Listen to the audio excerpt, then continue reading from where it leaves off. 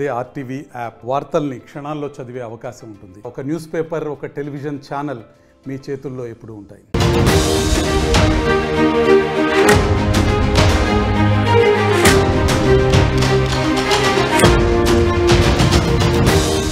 నల్లగొండ కాంగ్రెస్ లో మరోసారి cold war మొదలైంది. కోమటిరెడ్డి రాజగోపాల్ రెడ్డికి చెక్ పెట్టే ఆలోచనలో ఉన్నారు జానారెడ్డి.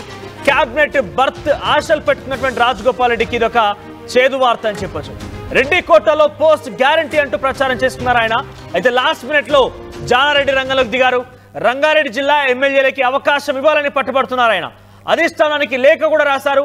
రంగారెడ్డి జిల్లా నుంచి పోటీ పడుతున్నారు వారంతా కూడా రెడ్డి సామాజిక వర్గమే కాబట్టి వారిలో ఎవరికో ఒకరికి అవకాశం ఇవ్వాలని చెప్పి కూడా జానారెడ్డి కోరినట్టు తెలుస్తోంది. అయితే రాజగోపాల్ రెడ్డికే ఎందుకు ఇవ్వాలనేటువంటి ఆలోచనలో కూడా ఆయన లేఖలో మెన్షన్ చేసినట్టు తెలుస్తోంది.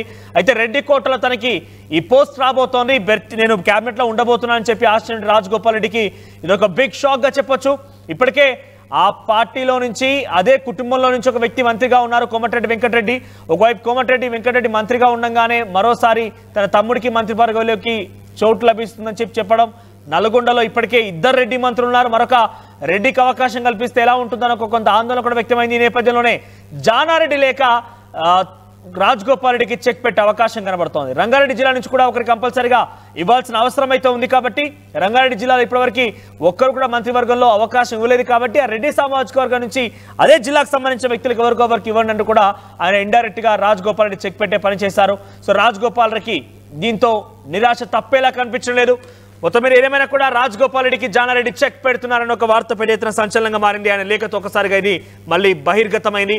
మా ప్రతినిధి మధు అందుబాటులో ఉన్నారు. మధు, ఏంటి రెడ్డి సామాజిక వర్గం నుంచి రంగారెడ్డి జిల్లాలో కూడా పోటీ పడుతున్నారు కాబట్టి ఆ జిల్లాలో ఎవరికో ఒకరికి అవకాశం కల్పించండి.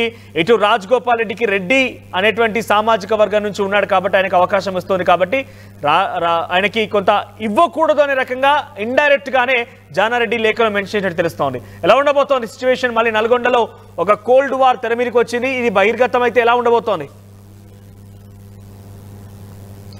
ఎగ్జాక్ట్లీ, జానారెడ్డి లేఖ రాయడంతో మరొకసారి కాంగ్రెస్ పార్టీలో తీవ్ర చర్చకు తావిచ్చింది. ఎందుకంటే జానారెడ్డి గతంలోనే స్టేట్మెంట్ ఇచ్చారు, నేను ప్రత్యక్ష రాజకీయాలకు దూరంగా ఉంటాను, కాంగ్రెస్ పార్టీలో యాక్టివ్ పాలిటిక్స్కి ఇక నేను స్వస్తి పలుకుతున్నాను అనేటువంటి స్టేట్మెంట్ చేశారు. కానీ జానారెడ్డి స్టేట్మెంట్ అలా కనపడట్లేదు అనేటువంటిది కాంగ్రెస్ పార్టీలో చర్చ జరుగుతూ ఉంది.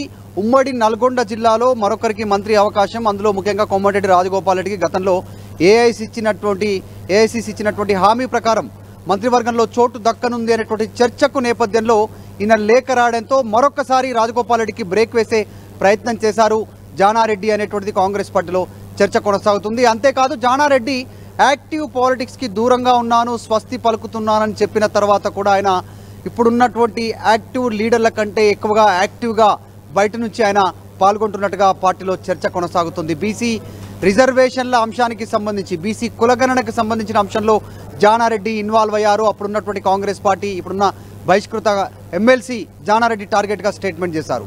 తర్వాత రీసెంట్గా ఉమ్మడి నల్గొండ జిల్లాలో 2 కొడుకులకి ఒకళ్ళని ఎంపీ ఒకళ్ళని ఎమ్మెల్యే చేయించుకున్నారు. తర్వాత అదే జిల్లా నుంచి మరొకరికి శంకర్ నాయక్కి ఆయన పేరు ప్రతిపాదన చేసి ఆయనకి ఎమ్మెల్యేస్ వచ్చేలా జానారెడ్డి ప్రయత్నం చేశారు. ఇప్పుడు మళ్ళీ ప్రత్యక్షంగా ఈ ఉమ్మడి రంగారెడ్డి జిల్లా నుంచి మంత్రివర్గంలో స్థానం కల్పించాలి అనేటువంటిది డైరెక్ట్గా ఏఐసిసి నాయకులకు లేఖ రాయడంపై కాంగ్రెస్ పార్టీలో చర్చ సాగుతుంది. యాక్చువల్గా ఉమ్మడి నల్గొండ జిల్లాలో ఉన్నటువంటి వారి కోసం కాకుండా కోమటిరెడ్డి రాజగోపాల్ రెడ్డికి చెక్ పెట్టడానికి జానారెడ్డి ఈ లేఖ రాశారు. ఇది రేవంత్ రెడ్డి వ్యూహంలో భాగమే అంటూ కూడా కాంగ్రెస్ పార్టీలో కొంతమంది చర్చించుకుంటున్నట్టుగా తెలుస్తూ ఉంది దీనికి సంబంధించి. సో మొత్తానికి మరొకసారి వివాదం అవుతా ఉంది. జానారెడ్డి లేఖ అంశం రాజగోపాల్ రెడ్డి ఇప్పటికే స్పష్టం చేశారు, నాకు హోంమంత్రి ఇస్తే నేను చేయడానికి సిద్ధంగా ఉన్నాను, ఏ శాఖ ఇచ్చినా నిర్వహించడానికి సిద్ధంగా ఉన్నాను స్టేట్మెంట్ ఇచ్చారు. సో ఆయన మంత్రివర్గంలో అవకాశానికి గండి కొట్టడానికే, మరొకసారి మంత్రివర్గ విస్తరణను పోస్ట్ పోన్ చేయడానికే జానారెడ్డి లేఖ రాస్తా ఉన్నారు అనేటువంటిది చర్చ కొనసాగుతుంది. గతంలో కూడా ఇలాగే జానారెడ్డి లేఖల వల్ల తీవ్ర కొంత నష్టం జరిగింది, ఆయన లేఖను పరిగణలోకి తీసుకోవడం వల్ల అనేటువంటిది కూడా కాంగ్రెస్ పార్టీలో గతంలో జరిగిన రోజులను గుర్తు చేసుకుంటున్నారు.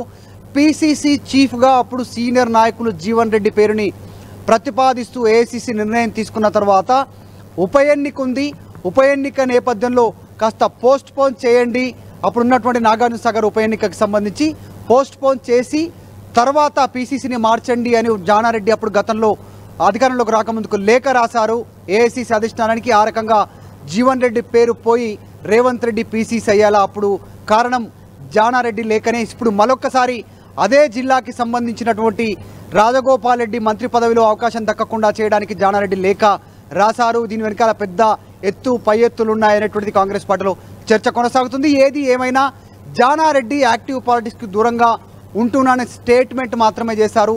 కాంగ్రెస్ పార్టీలో ఇప్పుడున్నటువంటి యాక్టివ్ లీడర్ల కంటే ఇంకెక్కువగా యాక్టివ్గా పనిచేస్తూ ఉన్నారు. పేరుకు లేను అంటూనే అందరికంటే ఎక్కువగా ఇన్వాల్వ్ అవుతున్నారు రాష్ట్ర కాంగ్రెస్ రాజకీయాలు అనేటువంటిది చర్చ కొనసాగుతూ ఉంది. మొత్తానికి రాజగోపాల్ రెడ్డి దీనిపైన ఎట్లా రియాక్ట్ అవుతారో అనేటువంటిది కాంగ్రెస్ పార్టీలో చర్చ కొనసాగుతోంది. మధు, అంటే దీని ఎఫెక్ట్ ఎలా ఉండే అవకాశం ఉంది అంటే ఇప్పటికే ఉగాది కల్లా మంత్రివర్గ విస్తరణ పూర్తి కాబోతోంది, 4 మంత్రులకు అవకాశం వస్తోందని చెప్పి కొన్ని పేర్లు కూడా చర్చించుకున్నాము. కానీ ఉగాది అయిపోయింది, మళ్ళీ కొంత ఆలస్యం కూడా అవుతోంది. మంత్రివర్గ విస్తరణ, జానారెడ్డి లేఖ ఇవన్నీ కూడా ఇంకా ఆలస్యం అవకాశం ఉందా? ఎగ్జాక్ట్లీ. యాక్చువల్గా కాంగ్రెస్ పార్టీ సీనియర్ నాయకులు ఇచ్చిన సమాచారం ప్రకారం మీడియాతో మాట్లాడినటువంటి సమాచారం లెక్కలోకి తీసుకుంటే 3వ తారీఖు అంటే రేపే, ఈరోజు 2వ తారీఖు ఏప్రిల్ 3వ తారీఖు క్యాబినెట్ విస్తరణ ఉంటుంది. దాదాపు పేర్లు ఖరారయ్యాయి, 4గురితో క్యాబినెట్ విస్తరణ ఉంటుంది అనేటువంటి చర్చ కొనసాగుతుంది. మొత్తం 18 మందికి తెలంగాణలో మంత్రివర్గంలోకి అవకాశం ఉంది ముఖ్యమంత్రితో కలుపుకొని. ఇప్పుడు కేవలం 12 మందే ఉన్నారు, 6 ఖాళీలు ఉన్నాయి. పోస్టులు మాత్రం ఆ పోస్టు కోసం ప్రయత్నం చేస్తున్న వారు సంఖ్య 60 ఉంది. సో ఈ నేపథ్యంలో 2 ఖాళీలు పెట్టి 4 భర్తీ చేయాలనేటువంటి ఆలోచన చేశారు. వివేక్, రాజగోపాల్ రెడ్డి, అమీర్ అలీఖాన్, తర్వాత మధుసూదన్ రావు, ఇలా కొద్దిమంది పేర్లు తెరపైకి వచ్చాయి. ఆ తర్వాత సుదర్శన్ రెడ్డి, ఇలా కొన్ని పేర్లను తెరపైకి తీసుకున్నారు. వాకిటి శ్రీహరి, ఇలా దాదాపు వీళ్ళ పేర్లు ఖరారయ్యే అవకాశం ఉందని పెద్ద ఎత్తున చర్చ కొనసాగింది. విజయశాంతి పేరు కూడా పరిగణలోకి తీసుకొని ఉన్నారు అనేటువంటి చర్చ జరిగింది. కానీ పోటీ ఎక్కువైంది. ఇటు ఉమ్మడి రంగారెడ్డి జిల్లా నుంచి, తర్వాత గ్రేటర్ హైదరాబాద్ పరిలో ఉన్నటువంటి వారు, పార్టీ మారి వచ్చినటువంటి వాళ్ళు కూడా మంత్రి పదవి ఆశిస్తూ ఉన్నారు. తర్వాత చాలామంది సీనియర్ నాయకులు కూడా మొన్నటి వరకు ఎమ్మెల్సీ ఇచ్చి మంత్రి పదవి ఇస్తారనే ఆశ పొందారు. సో అది జరగలేకపోవడం, పోటీ చాలా తీవ్రంగా ఉన్న నేపథ్యంలో కాస్త ఏఐసీసీ 2 పోస్టులు కాలిపెట్టి 4 భర్తీ చేయనుందని చర్చకు దాదాపు కంక్లూజన్కి వచ్చిందన్న దశలో జానారెడ్డి లేఖ రాయడంతో మరింత పోస్ట్ పోన్ చేసేలా నిర్ణయం జరుగుతుంది అనేటువంటిది చర్చ సాగుతూ ఉంది. ఎందుకంటే అత్యంత కీలకమైనటువంటి శాఖలు ముఖ్యమంత్రి దగ్గరే ఉన్నాయి. విద్యాశాఖ, municipal administration, home, law and order, ముఖ్యమంత్రి, ఇంకా కొన్ని కీలకమైనటువంటి శాఖలు ముఖ్యమంత్రి దగ్గరే ఉన్నాయి. ఒకవేళ ఇమ్మీడియట్గా విస్తరణ చేస్తే హోమ్ ఒకరికి ఇవ్వాలి, తర్వాత విద్యాశాఖ ఒకరికి ఇవ్వాల్సినటువంటి సిచ్యువేషన్ ఉంది, మున్సిపల్ అడ్మినిస్ట్రేషన్ ఒకరికి ఇవ్వాల్సినటువంటి సిచ్యువేషన్ ఉంది, ఇంకా కొన్ని శాఖలు మార్పులు చేర్పులు ఉండే అవకాశం ఉందనే చర్చ కొనసాగుతున్న నేపథ్యంలో జానారెడ్డి లేఖ సారాంశం అదే, క్యాబినెట్ విస్తరణను పోస్ట్ పోన్ చేయడం, రాజగోపాల్ రెడ్డికి చెక్ పెట్టడమే అనేటువంటిది చర్చ కొనసాగుతూ ఉంది. ఉమ్మడి నల్గొండ జిల్లా రాజకీయం మరొకసారి రాష్ట్ర రాజకీయ కాంగ్రెస్లో చర్చకు తావిస్తూ ఉంది. రైట్ మధు, సో రాజగోపాల్ రెడ్డికి చెక్ పెట్టే ఆలోచనలో జానారెడ్డి ఉన్నారా?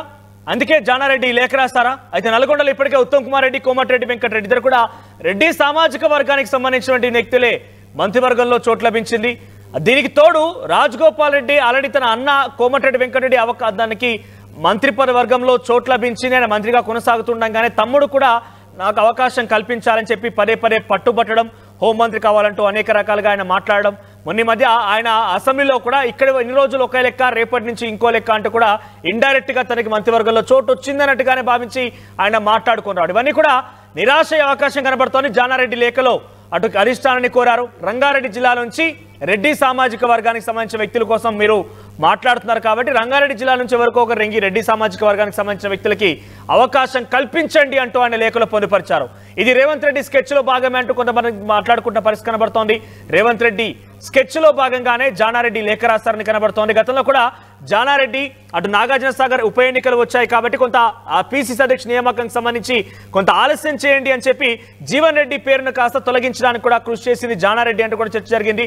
అయితే యాక్టివ్ గా పాలిటిక్స్ లో నేను ఉండను అని చెప్పి జానారెడ్డి చెప్పినప్పటికీ ఇండైరెక్ట్ గా ఆయన అంతకు మించి యాక్టివ్ గా ఉన్నటువంటి పాలిటీషియన్స్ కంటే కూడా చాలా యాక్టివ్ గా ఎప్పటికప్పుడు అధిష్టానం లేఖ రాసే అంశాలు చేరవేయడం కానివ్వండి, పార్టీ అధిష్టానానికి చాలా సన్నిహితుడిగా, పార్టీ అధిష్టానానికి చాలా నమ్మకమైనటువంటి వ్యక్తిగా కూడా ఉన్నారు కాబట్టి ఆయన మాటలు కూడా పరిగణలోకి తీసుకునే అవకాశం కనబడుతోంది. ఈ నేపథ్యంలో జానారెడ్డి మాటలు కనుక మరోసారి పరిగణలోకి తీసుకుంటే ఈసారి మళ్ళీ రాజగోపాల్ రెడ్డికి చెక్ పెట్టడం ఖాయం కనబడుతోంది. ఇండైరెక్ట్ గా ఒక కోల్డ్ వార్ తెర మీదకి వచ్చింది. చూద్దాం మరి ఏం జరుగుతుందో. మరిన్ని వీడియోస్ కోసం ఛానల్ ని సబ్స్క్రైబ్ చేయండి, లేటెస్ట్ అప్డేట్స్ కోసం వాట్సాప్ ఛానల్ ని ఫాలో చేయండి అండ్ లింక్ డిస్క్రిప్షన్ లో ఉంది.